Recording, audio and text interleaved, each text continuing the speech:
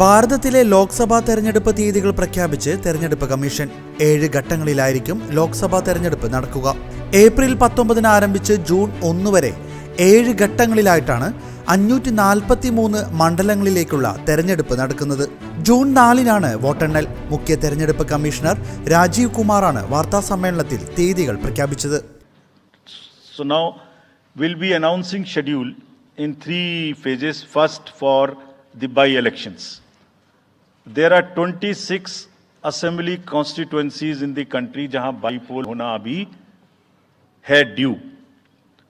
Bihar, Gujarat, Haryana, Jharkhand, Maharashtra, Tripura, Uttar Pradesh, waste Bengal, Telangana, Himachal Pradesh, Rajasthan, Karnataka, Tamil Nadu, इन सब राज्यों में बाई इलेक्शंस होना ड्यू है.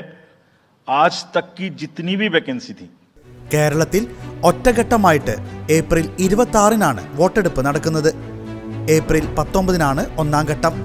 രണ്ടാം ഘട്ടം ഏപ്രിൽ 26-ന് നടക്കും. മെയ് 7-നാണ് മൂന്നാം ഘട്ടം. മെയ് 13-ന് നാലാം ഘട്ടവും മെയ് 20-ന് അഞ്ചാം ഘട്ടവും നടക്കും. മെയ് 25-നാണ് ആറാം ഘട്ടം. ജൂൺ 1-ന് ഏഴാം ഘട്ടത്തോടെ തെരഞ്ഞെടുപ്പ് പൂർത്തിയാകും. വിജ്ഞാപനം മാർച്ച് 28-നും പത്രിക സമർപ്പിക്കാനുള്ള അവസാന തീയതി ഏപ്രിൽ 4-നുമാണ്. ആന്ധ്രാപ്രദേശ്, അരുണാചൽ പ്രദേശ്, ഒഡീഷ, സിക്കിം, കാശ്മീർ എന്നീ 5 സംസ്ഥാനങ്ങളിലേക്കുള്ള നിയമസഭാ തെരഞ്ഞെടുപ്പും ഇതോടൊപ്പം നടക്കും. കഴിഞ്ഞ തവണയും 7 ഘട്ടങ്ങളായിട്ടായിരുന്നു വോട്ടെടുപ്പ് നടന്നത്. ഇത്തവണ ആകെ 96.8 കോടി വോട്ടർമാരാണ് 2024-ൽ ഇന്ത്യയിൽ വോട്ട് ചെയ്യുക. 85 ലക്ഷം വനിതാ കന്നി വോട്ടർമാരുണ്ടെന്നും തെരഞ്ഞെടുപ്പ് കമ്മീഷൻ അറിയിച്ചു. വ്യാജ വാർത്തകൾക്കെതിരെ കർശന നടപടികൾ സ്വീകരിക്കുമെന്നും തെരഞ്ഞെടുപ്പ് കമ്മീഷൻ വ്യക്തമാക്കി. 10.5 ലക്ഷം പോളിംഗ് സ്റ്റേഷനുണ്ട്. സുരക്ഷാ ഉദ്യോഗസ്ഥരടക്കം 1.5 കോടി പോളിംഗ് ഉദ്യോഗസ്ഥരുമുണ്ട്. 55 ലക്ഷം വോട്ടിംഗ് മെഷീനുകളും 4 ലക്ഷം വാഹനങ്ങളും തെരഞ്ഞെടുപ്പിന് നൽകുമെന്നും അറിയിച്ചു. തെരഞ്ഞെടുപ്പ് നടത്താൻ പൂർണ്ണ സജ്ജമെന്ന് മുഖ്യ തെരഞ്ഞെടുപ്പ് കമ്മീഷണർ അറിയിച്ചു.